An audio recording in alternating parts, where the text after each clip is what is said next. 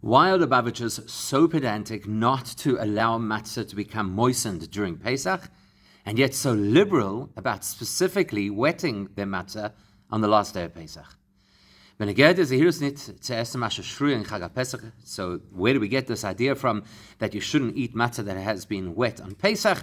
We know that at the end of the 6th volume of the Alter Rebbe Shulchan Aruch, he writes a response to somebody who asked about this question, and he says, that if a person is very scrupulous not to wet their matzah over Pesach, they will be blessed. And he explains why. There's a really good reason to do this, because, as he explains over there in the Tshuva, sometimes there's flour that is not baked, that's on the matzah, and there's the possibility of actually transgressing a Torah prohibition. In the details of the tshuva, the Alter Rebbe distinguishes between crumbling matzah into, for example, soup, or right? People would dip their matzah in soup, or matzah as opposed to matzah meal, which is then used to make knedlach,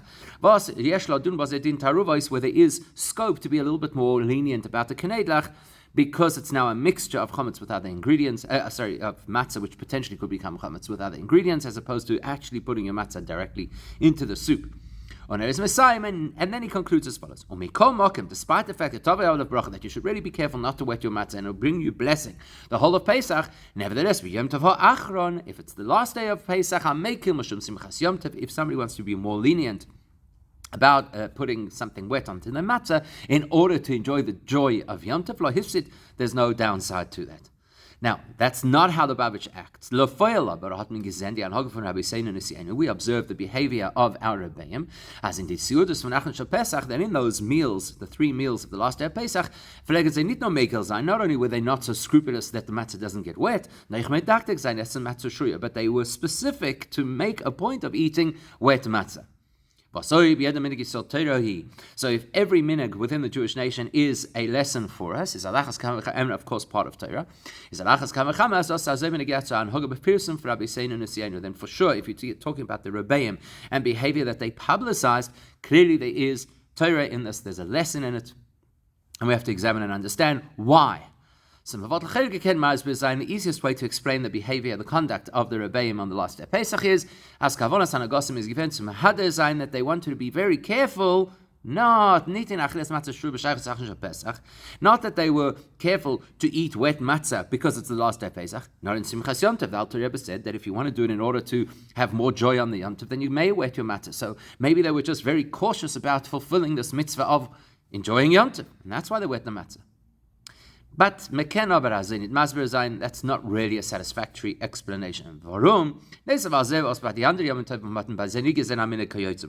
of all, there's no other Yom Tov on the calendar where we see the Rebbeim did something extra to have extra Simchas Yom Tov.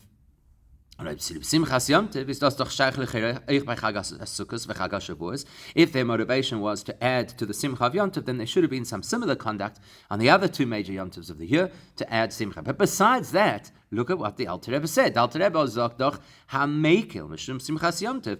If a person chooses to be lenient because they want to have greater Simchas Yom Tov, lo hifsid, there's no downside. Das heißt, nicht nur ist das akula. In the series was Pesach, the way the Alter Rebbe words, it's not only that there's a loophole of leniency with regards to how we deal with the rest of Pesach and how we deal with the last day of Pesach. But the way the Alter Rebbe frames it is, there's no loss, there's no downside to wetting your matzah. He doesn't suggest that there's any benefit. And if there's no benefit, then there's no hidden. Then there's no way that you're adding to your joy of Yom Tov by specifically wetting your matzah. That cannot be their motivation. So perhaps there's a different motivation. Man wollte gekannt sagen, would suggest, as der Hoganal ist, der machen Achiluk veheker zwischen Achon Shel Pesach und Design Yomim Shelifnei Zeh. Well, maybe the reason they did it was that we'd have a clear distinction between the nature of the first 7 days of Pesach and the last day of Pesach. Because the last day of Pesach really is its 2nd day of Golus, and it's not really part of what the Torah originally mandated in terms of the laws of Chametz, right? So it's aber schwer zu sagen, dass the Shem Heker allein would be really far-fetched to suggest that because the Rebbeim wanted us to distinguish between the last and the first 7 days of Pesach, they would dafka wet their matzahs. Especially when you observe their conduct, that on the last day of Pesach, they made a point of having that matzah in every dish that was on the table. If all you want to do is have a token indication that today is different to the rest of Pesach, so do it once. Dip your matzah into the soup and finished. Why do you have to involve with every single dish? That almost sounds like they're making a ritual and a statement about wetting the matzah on the last day of Pesach. Okay, so here's another angle. A simple way to explain it is as Vibaldat Rebbe Paskant. It's because the Alter Rebbe is the one who ruled that if you choose to be more lenient because you want to enjoy Yom Tov, there's no downside. So it could be because the Alter Rebbe is the one who said this. That's what prompted the Rebbeim to specifically make a point of wetting the matzah. So they make a big statement illustrating what it is that the Alter Rebbe taught us that we would not have known about the last day of Pesach because we're so strict all Pesach long. And now the last day of Pesach, we're showing you, see, the Alter Rebbe said it's okay to be lenient. And we can add another layer to that. Like the Gemara tells us about the Dalet Minim. So we know that Hadassim are ideally supposed to have 3 leaves that come out of the same node. But there's also the possibility of 2 leaves and then a single leaf kind of slightly above it. That's what Rav Acha Bereder Rava Dafka made a point of using for his lulav.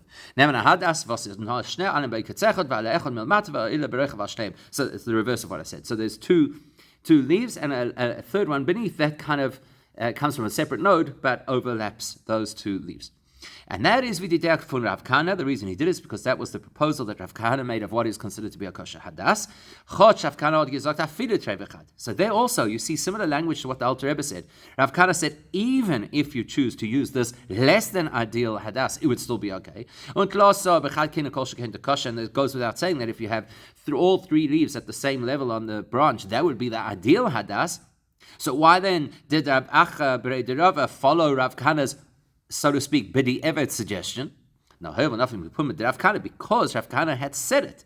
Rav Acha, as his student said, if that's what my Rebbe said is a possibility, I'm specifically going to do it out of respect to my Rebbe.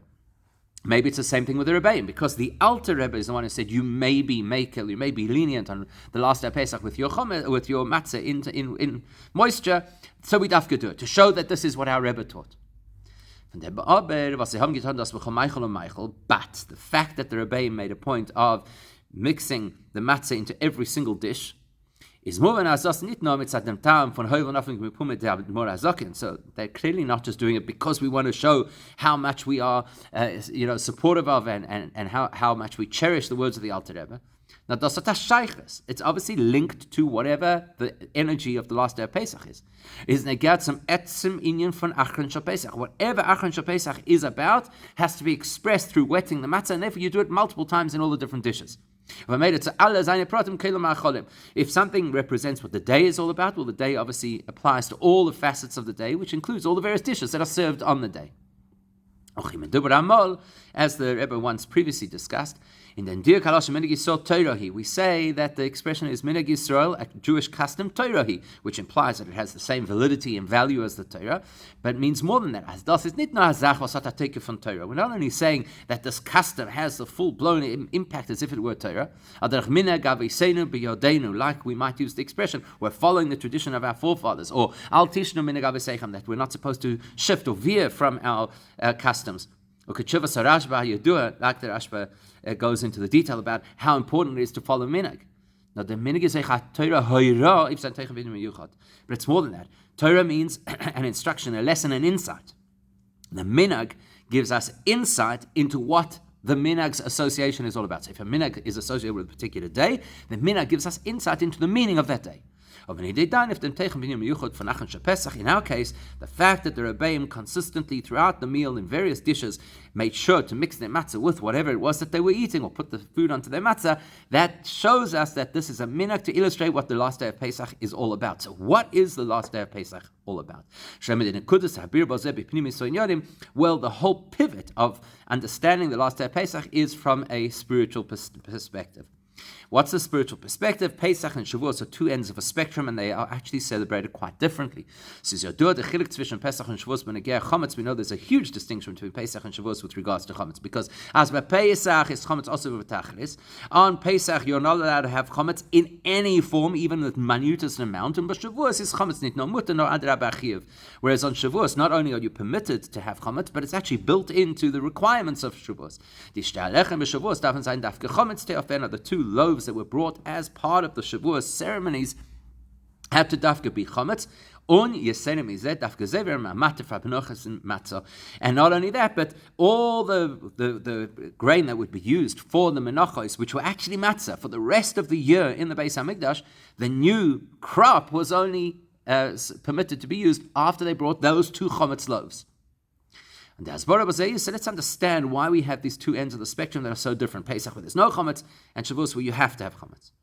So we know that chametz vais, nasus. We all know that chametz represents elevation, arrogance, which is the beginning of any toxic behavior. Und der Fall ist bei Pesach, wenn man halt erst bei Yetzias Mitzrayim. So when it's Pesach, and we're just beginning the process of escaping our personal constraints represented by Mitzrayim, you've got to get as far as possible from Chametz, bis zu dem Eifen von lo yeroeh und lo yemotze, to the extent you don't see the Chametz, you can't find the Chametz, it has to be completely obliterated. Whereas Shavuos is a completely different spiritual state. Was kommt nach der Avodah von Sefiras Ha'omer? That's after 7 weeks of personal character development through Sefiras Ha'omer.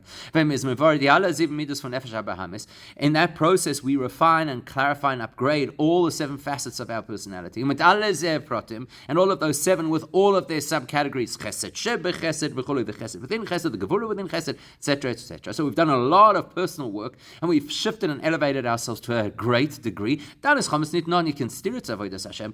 ability to kind of stand proud is no longer an interference of our service with Hashem. No, to the contrary.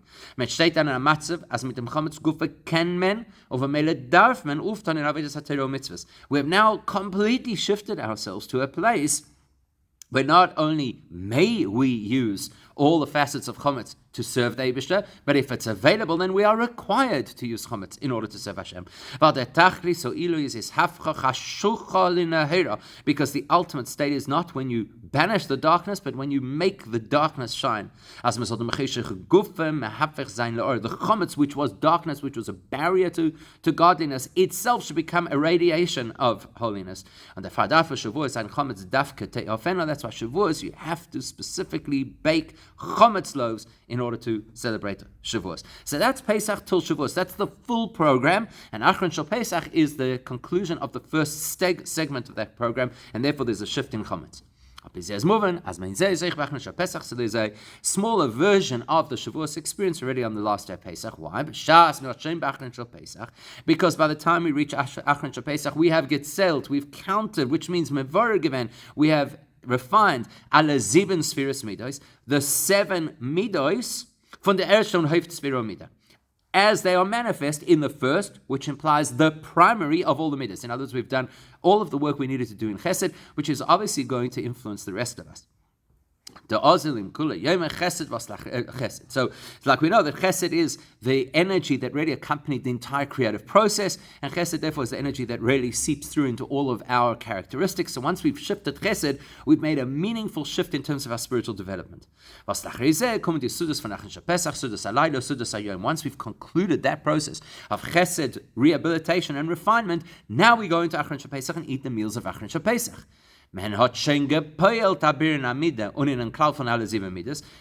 Achron Shel Pesach, we have already done real growth work in terms of one of our midas, and in a sense, all the 7 midas as they are manifest within that one. It's each of those other characteristics as they are held within the reality of Chesed. Es choch, as man halt noch da nicht bei der Tage von Shavuos, as von Chometz Gufa Zaman Uftanayim Shakdusha Mitzvah. So we're not close yet to the experience of Shavuos, where we are so empowered that Chometz could actually become an asset. And the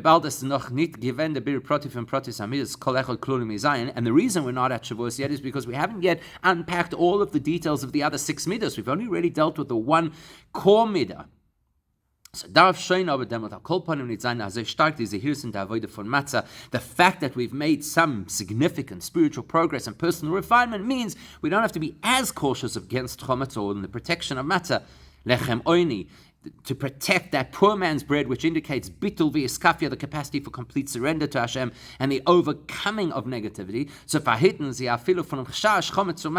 at this point we can let our guard down just that little bit, that we don't have to worry about the remote possibility that the matzah actually isn't fully 100% matzah and protected from becoming chometz. We can relax that element. Demot an mekeach is zu nutzen avodas Hashem inyan was is nicht betachlis habitul v'hashiflu. So in personal development language, this means we have now reached a point where it is possible for us to use as an asset to serve Hashem the parts of ourselves that are not completely surrendered to Hashem. And again, using the same principle we said about Shavuos, once you have the rights to use something as a means to serve Hashem, you are required to use it. So now we're allowed to use matzah that might have the remote possibility of becoming chometz, so we have to. So therefore, we don't only allow ourselves to wet the matzah, we dafka wet the matzah. And that, as the Alter Rebbe points out, is what gives us our real simcha of this particular day of Yom Tov. Because look, it's the simcha in our achievement, in our shift, in our growth. So, as we well know, any rabbinic principle is, of course, derived from the Torah itself. And whatever institutions the rabbis made are aligned with how the Torah makes institutions.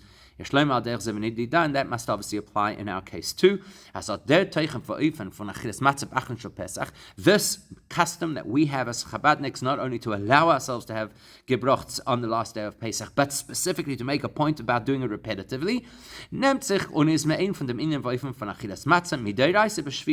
So we're talking about the last day of Pesach, which is a rabbinic day, Yom Tov Sheni Shel Golios.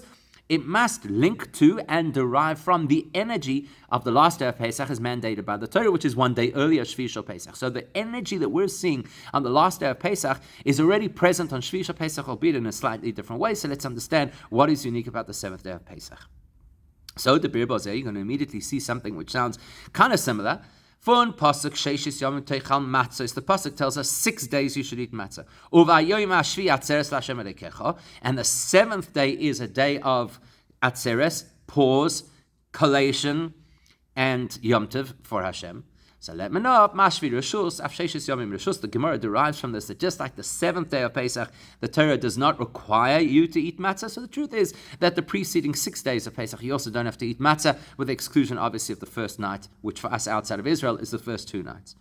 Das meint, als gam alle 7 Tag chutz leil die Yom Tov Aleph de Pesach seinen gleich in dem Din von Reshus. So the way that the Gemara derives this basically means this. Practically speaking, outside of the first night of Pesach, every other day of Pesach is equal. You're not required, but it's obviously ideal to eat matzah. But you're not required to eat matzah. But the fact that the methodology the Torah created, which obviously the Rabbanim picked up on and then taught to us, that how do I know that there's a lower grade responsibility around matzah, the rest of Pesach, because of Shvi Shel Pesach, that tells me Shvi Shel Pesach has a unique energy. As the Iker Inyan von Reshus is B'Shvi Shel Pesach. That tells me that the main principle of not being required to eat matzah is experienced on the seventh day of Pesach. Und von Shvi Shel Pesach wird das nimmt sich und aufgetan in die andere 6 Yomim von Pesach, and then it kind of spreads out from the seventh day of Pesach to the other days from Chol HaMoed where you don't have to eat matzah. But the point is, conceptually, it's the seventh day of Pesach that we are suddenly introduced to the possibility of matzah not being a requirement. Why is that? Is Mavur in Chassidus. Chassidus explains, as das was b'Shvi Shel Pesach achilas matzah reshus is das l'mayli yosa. Not like people would think, oh, you're not required to eat matzah anymore at this point in time. It's almost like a downgrade of the severity of Pesach. You don't have to eat matzah anymore. Chassidus says, actually, it's almost the exact opposite. The fact that you are now no longer required to eat matzah, and it's now your reshus, it's your choice whether or not to eat matzah, indicates a spiritual upgrade. Because das is reshus bavais, the fact that you're now given the right to choose whether or not to eat matzah indicates, as the achilas matzah von Shvi Shel Pesach, der langt noch hercher wie die Madrege, was wird gegreicht durch achilas matzah, belayla horishin was is chayva. In a certain regard, eating matzah on the seventh day of Pesach reaches a superior spiritual point to what eating matzah required on the first night of Pesach is. Similar to the principle that Ma'ariv, which is also, so to speak, voluntary, it's just an indication that you're touching something which the Torah cannot mandate. What does that mean? So firstly, what it means is what we're drawing into the space by eating matzah on the 7th day of Pesach is superior to what we do by eating matzah on the first night of Pesach, and then that reflects in how we do things and how we serve the Eibishter. In other words, when you eat matzah on the first night of Pesach because it's a requirement or an instruction, vice, that indicates it implies that the person of their own volition, they're not yet at this level of what matzah represents, complete surrender to Hashem, bitul. They're not there yet. Therefore, they have to be told, this is what you got to do. As also in them, that the person will be sensitized to the fact that they've got to be really cautious about how they behave on the first night of Pesach and don't eat things that you're not supposed to eat matzah. You need the matzah. It's a prescription. You need the matzah. But when you get to the 7th day of Pesach, where we say now it's up to you to choose whether or not you eat matzah, as so we've basically left it up to the person's individual decision. That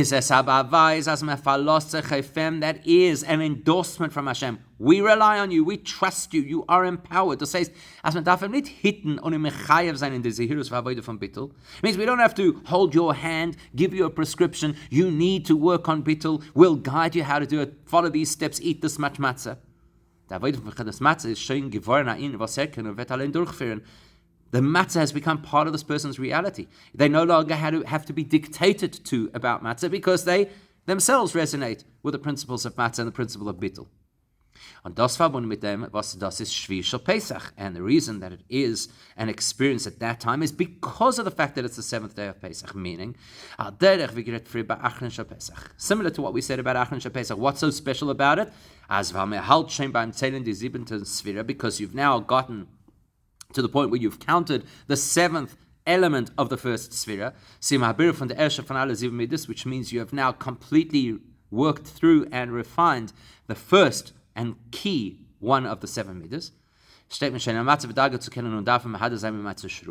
And that's how we explain why it is that now not only can you, but you should engage with Gebrochts. Al derech ze b'shvi shel Pesach, something quite similar happens on the 7th day of Pesach. Zayndik der 7th Tag von dem Zman ben Nigla Alei Melech Malchei Amlachim HaKadosh Baruch Hu b'chvoide v'yatzma hu geolam. This is now the 7th day from the moment where the Eibishter revealed himself to the Jewish people and personally took them out of Mitzrayim. It's one of the consequences of the Eibishter's revelation at that time is that there was no space for chametz. The chametz could not manifest. The bread could not rise. So what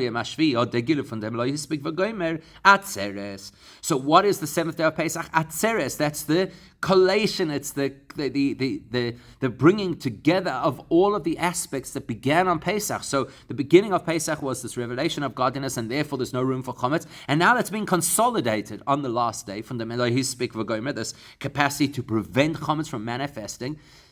That's niklet b'pnimius b'yeden eden in a way that's personal. That's atzeres. Atzeres is it's gathered, it's mine, it's consolidated. Und so now if the principle of no room for chametz has been consolidated into my reality, then nobody has to tell me you need to eat matzah. I'll get there. I'm there. It's part of my reality. So we've now linked the last and the 7th days of Pesach, and we've shown that there is a similar theme to both of them. The person has changed. The person is, so to speak, more spiritually grounded, but there is still a significant difference between the 7th and the 8th day of Pesach. B'shvi shel Pesach is das the 7th Tag von Yetzias Mitzrayim. The 7th day of Pesach is the 7th day from leaving Mitzrayim. Durch Nigla Aleim. How did we leave Mitzrayim? The Eibishter did it for us. The Eibishter revealed himself. Der Maltis gekommen der Gilum Elmaida, which means that the entire experience of the first day of Pesach is the Eibishter's choice, not our impact. And you can see this reflected in what happened on Shvi Shel Pesach. As for Kriyas Yamsuf is given the Gemara from Yitzias Mitzrayim, as we well know, the miracle of the seventh day of Pesach, which is Kriyas Yamsuf, that completed the process that began with Yitzias Mitzrayim. But Biz Demelt is not given Eimas Mitzrayim Aleihem, for the obvious reason that as long as the Egyptians existed as a world superpower, the Jews were afraid that they're going to hunt them down. Once they went through the sea and the Egyptian army was destroyed, they no longer had that fear, they were truly free. So now when it comes to the seventh day of Pesach, is the Gilei Malmaila Givoren Beifan Shal Atzeres Uklita. So we have mentioned what is the seventh day of Pesach. Atzeres, it's the consolidation, it's the integration of what the Eibishter began, but it's what the Eibishter gave us that's now being consolidated and integrated. And because it became part of our reality, that's why we sing praise or sang praise to the Eibishter at Yamsuf. On the Rabbi is danding von Achilas matzah by Zeishon Bekrita Bepinimis Rishus Kanal, and as mentioned, that's why eating matzah on that seventh day is not something that has to be instructed. It's part of us. We get it, we relate it, we choose it. But Achron Shel Pesach is not the seventh day, i.e. the conclusion of a process initiated by God, rather than a process initiated by us. Sfiras Omer. The avoid mitzad the matter, our work to improve ourselves. The biru from the mention und seine Zimmermidas. It's the person working to grow, to develop, to shift their characteristics. And we lost given kipshut to bepam or yishena. You see this reflected in the original story. As Mitzias Mitzrayim, haben die Mitzadas man angeheben zählen, die Tag zu Kabbalah Satira. After the Yidden leave Mitzrayim, the next day, what do they start to? They start counting up to the time of giving the Torah. When they will be able to fulfill the promise that Hashem made to Moshe Rabbeinu at the burning bush, to say, the time will come where you will subjugate yourselves, you'll commit yourselves to me on this mountain. In other words, this is their initiative to prepare themselves to dedicate themselves to Hashem. So now when you reach the seventh concluding day of that process of self-refinement and development, so now we're one step up from Shvi Shel Pesach. Shvi Shel Pesach, we say, matzah has now become your reality. It's your choice whether you're going to eat matzah or not. We're not telling you what to do. Now we're a step beyond that. Now, not only are we left up to our own choices whether or not to eat matzah, but we're permitted now to allow that matzah, this remote possibility of chometz, i.e. gebrocht. Where there is that slight whiff of the possibility of chometz. Because as we have mentioned, that level of personal development and progress allows us to incorporate into the way that we serve Hashem things that previously were risky for us. The risk of arrogance, the risk of being misguided, and that risk is no longer there because we have worked on ourselves. That explains one aspect of the last day of Pesach.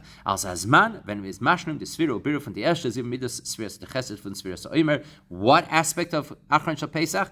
This is the day that we have completed and consolidated the work on the first of the seven Sfiros Chesed in all of its facets, as we've been discussing.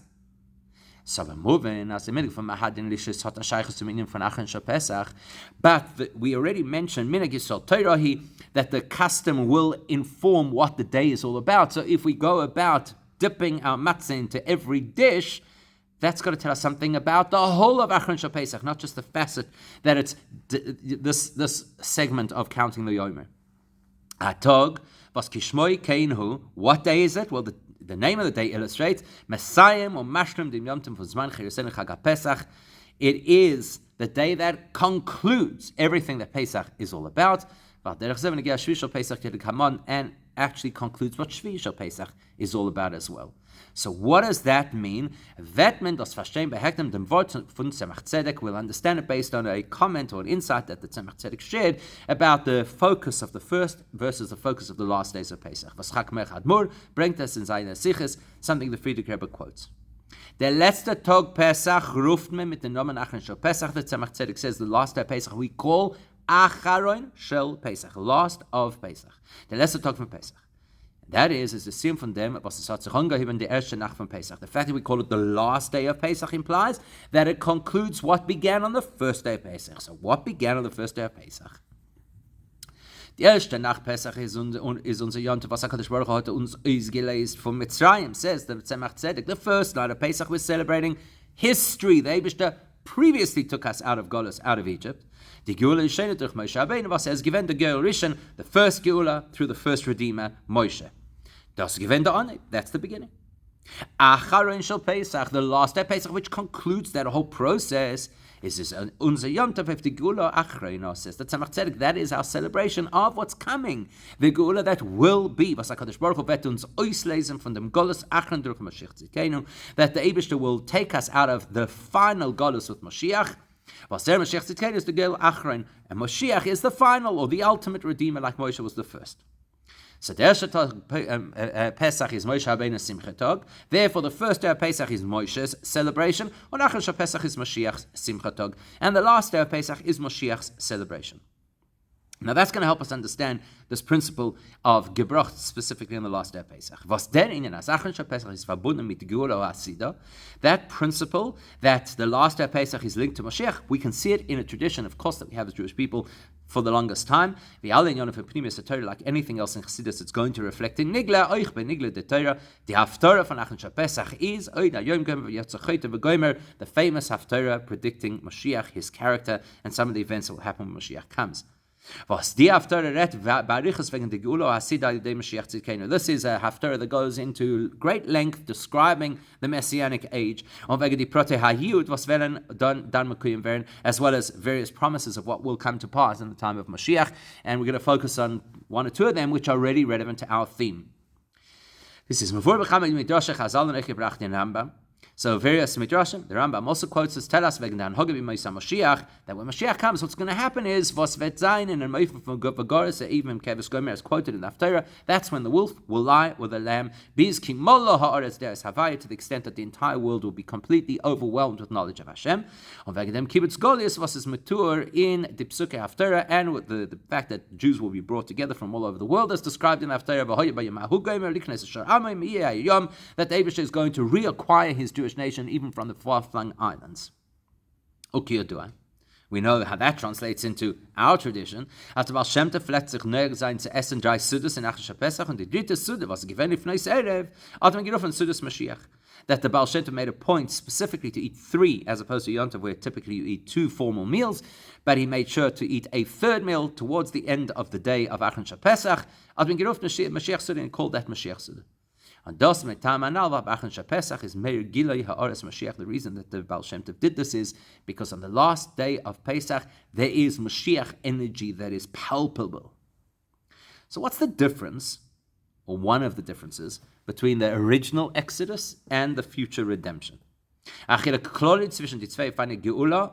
one of the most obvious distinctions is the Geula Rishayna from Mitzrayim and the Geula Achreina Hasida Lavas. So the difference between them is this: by Yetzias Mitzrayim state, when they left Egypt, it says Giboracham, they had to run. Val Horash and Nefoshes Yisol Adayin Oyebatokva, as Alter Rebbe explains to us, because while they were escaping Mitzrayim, internally they still had a lot of negativity, and it was very powerful. And therefore, they had to run as quickly and as far as they possibly could from any negative influence, because they were very spiritually vulnerable. And in der Matzah haben sich die Juden gefunden bis Kriyas Yam Suf b'Shvil Pesach, and the truth is that they remained vulnerable until the miracle of the splitting of the sea. This is verstandig eich from Pashas Suyonim, as bis demult is noch even Emes Mitzrayim Aleim Canal, and you can see that reflected in the simple version of the story. Until the Egyptians were wiped out at the sea, the Jews were afraid they were coming after them, and it was no different in terms of their fear of spiritual vulnerability. So because the nature of the whole of Yetzias Mitzrayim is this rush to get away from a real threat, that's why we don't eat chametz, and we eat matzah, which is the poor man's bread. To remind us of that threat and our need to get away from it as quickly as possible. And that translates into our Pesach. Pesach, we have to be absolutely on guard that there's not even a trace of chametz anywhere. And chipaz and borach, we've got to be kind of running from the negative. Which means we have to apply the kind of avodah in our lives that the matzah represents, which is the avodah of overcoming our negativity and being completely subservient to Hashem. Now, Mashiach's Geula, completely different. The Geula Achrein Lios Lavish state, The promise about when Mashiach comes is there won't be any of that pressure and that rush. Why not? Because the Eibishter promises at that time that the threat will be removed. He's going to extinguish negativity and impurity from the world. If there is no force of impurity and negativity, who's there to run from? Now, with that in mind, the fact that the last day of Pesach is the Yom Tov associated with Mashiach, we don't have to be as on guard, in this case, about gebrochts, which is only a concern of a remote possibility of chametz. We're now above that. We're no longer under that kind of pressure that we were at the beginning of our spiritual journey. Not only do we not have to be on guard, it's deeper than that. In the Gula Achrena is in the Inyan von it's not only when Mashiach comes will the Eibishter neutralize negativity in the world, which means we'll no longer have the threat of toxic behaviors or thoughts or etc. or temptations, distractions. No, but much deeper than that. When Mashiach comes, we have true conversion of the negative to positive, the darkness to light, the chometz to no longer to being something which is an asset. And you see that in the Haftarah. When we say it in the Haftarah, we say it in the Haftarah, we speak about children playing at snake nests without any fear at all. The viper that is so poisonous and dangerous, the child has nothing to fear. That snake, that venomous snake which represents the Yetzer Hara, will be converted into something which is innocuous and positive. We're getting a taste of that already on Achron Shal Pesach. The possible chometz threat of gebrocht, no longer a bad thing. Actually, it's a good thing. It's part of how we celebrate Pesach. That's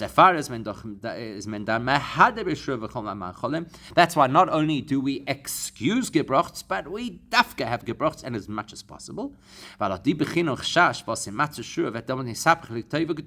Because it's not only that we are now immune to the threat of, what happens if my matzah gets damaged, but it's actually being converted into something positive. It's now how you celebrate the Yom Tov.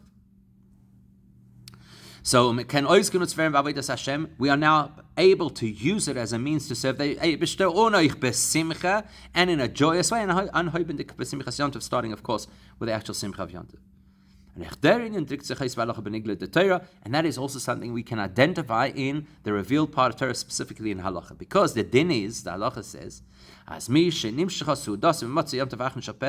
this is a fascinating halacha. If a person's meal on the last day of Pesach continues until nightfall, the person is permitted to eat chometz at that meal. Not only that, even though the person hasn't done Ma'ariv, so it's technically still the Yom Tov, which Yom Tov Pesach, and the person hasn't made Havdalah. Das heißt, in der Seuda von Achron Shal Pesach est chometz. That means that it is possible that a person in the meal which belongs to Pesach, Achron Shal Pesach, you're eating chometz.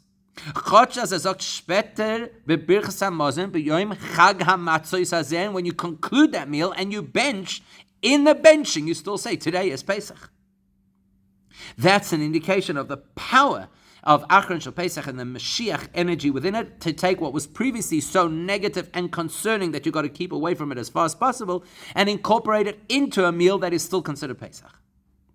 So we know that the Torah was presented in broader and specific terms, but we can apply that same principle over here.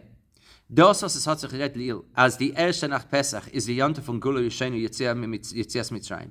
We've identified that the first night of Pesach is all about the celebration of what was the Exodus. Und das Ziel von Pesach Achron Shal Pesach ist verbunden mit der Gula Ho'asida, whereas the last day of Pesach is linked to what will be the Exodus, the liberation of Mashiach. Ist in dem besteht der Chelek klari zwischen der erste zwei Yom Tov Tag von Pesach und die letzte zwei Tag Yom Tov. So that's very specific, first day versus last day. More broadly, first 2 days of Pesach versus the second 2 days of Pesach. Das heißt, dass ich Shvisha Pesach, was ist der Sinn von Pesach, ist shaykh zu der Gula Asida, which means that the 7th day of Pesach is also linked to the energy of Mashiach, the theme of Mashiach, the principle of the Gula, and you see this most obviously in Eretz Yisrael, because in Eretz Yisrael is doch das der Siyam Mamish, and my private tog the Siddur for Mashiach b'Shvi Shel Pesach. Of course, in Eretz Yisrael, the Shvi Shel Pesach is actually the last day of Pesach, and is where we celebrate the Mashiach Siddur, because that's when we're focused on the time of Mashiach. Und das kommt euch heraus in dem, was Dafke b'Kriyas Yamsuf, was gewinnt b'Shvi Shel Pesach. You can see this reflected in the fact that it's specifically on the 7th day of Pesach, when the sea split, is Bata Gevarin Mitzrayim Klipas Mitzrayim. That was the moment where they're no longer leaving Mitzrayim, but now there is no Mitzrayim to be afraid of. In the Moifan Asli Nishar B'Mel Ad Echot, like the Torah tells us, that no one was left. Was das ist mir ein von der Bittul Horav Avoras Atume in Klolos Ha'olam was wird sein Yosid Lave. That is a sampling, a foretaste of this complete neutralization of any negativity that's going to happen or any impurity that's going to happen when Mashiach comes, as the pasuk says. V'esruach Hatuma Avrim and Aretz. The Eibush is going to remove the spirit of impurity from the world. But it's not only that we got rid of Mitzrayim, the latent spiritual value within Mitzrayim was also completely exhausted and elevated at that point. As a shleimus von dem Biru von allen Nitzitzes HaGedusha Mitzrayim, the final stage of elevating all the last remaining latent holiness in Mitzrayim was completed when? At the sea. That's why you're not going to see Mitzrayim anymore, because they have nothing to contribute to the world anymore. Is given by Kriyas Yamsuf. All of that occurred at the time of Kriyas Yamsuf. How do we know that? Because the material treasure that the Jews got at the sea outdid what they got when they left Egypt. That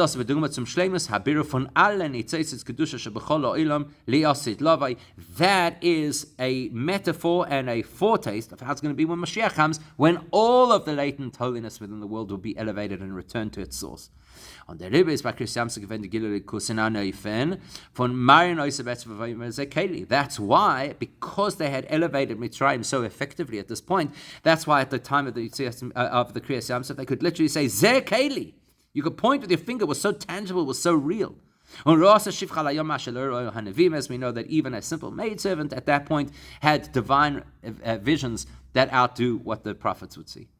That's a taste of how things will be in the time of Mashiach, when it says that David shall be revealed, and even the physical human flesh will be able to see. And the Abish is going to pour his spirit and revelation over all flesh,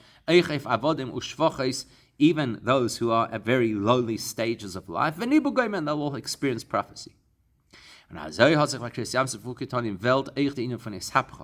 Not only did Kriyas Yamsuf neutralize this terrible spiritual threat called Mitzrayim, but it also turned Ishapcha, which is exactly what we're looking for in the experience of Mashiach, turned negative to positive. Where do you see that? Because the pasuk says, "Vayehi he'onon ve'hachoshech," that Eibusha created a cloud, and that cloud was dark. And what happened is Vayores alayla, that became the source of light in the night. As a cheshech aleinot meri given, which means the darkness shone. As will happen in the time of Mashiach, then, as the prophecy says, "V'layla kayom yoir," night will shine as bright as day. So this principle, that not only the final day of Pesach, but the 7th day of Pesach is also linked to Mashiach, takes us back to what we said before, that the 7th day of Pesach is when you're not dictated that you have to eat matzah, but you're given the rights and the choice to eat matzah. Because the Tzemach Tzedek in Derech Mitzvah Secha says that this concept of reshus, of having, so to speak, permission to choose to eat matzah, indicates that we have linked into a world of freedom, a world where nothing is actually dictated, because everything is so organic. And that idea of not being required but stepping up voluntarily to do what the Eibishter wants is a messianic kind of experience. Why? Because one of the things we say when Mashiach comes is, it's a time where people are going to say, I don't have the same chayfetz, the same motivation to do what I did before, because now it's no longer a time that you could, so to speak, gain credits or lose out. There's not going to be instruction, there's not going to be dictation. Do as you resonate to do. And as we know, the Rambam tells us that there will be a time that will be without any conflict, without any famine, and there'll be no envy, and there'll be no competition. The complete and constant occupation of the entire world will be simply just to know the Eibishter Shenemar Kimola Aretz Deya Savai Kamaim Le'Mechasim, as the pasuk says that the world will be filled with the knowledge of the Eibishter like the seabed is covered by the sea, and that should be Mitzvah Hashem Teikef Umiyad Mamash.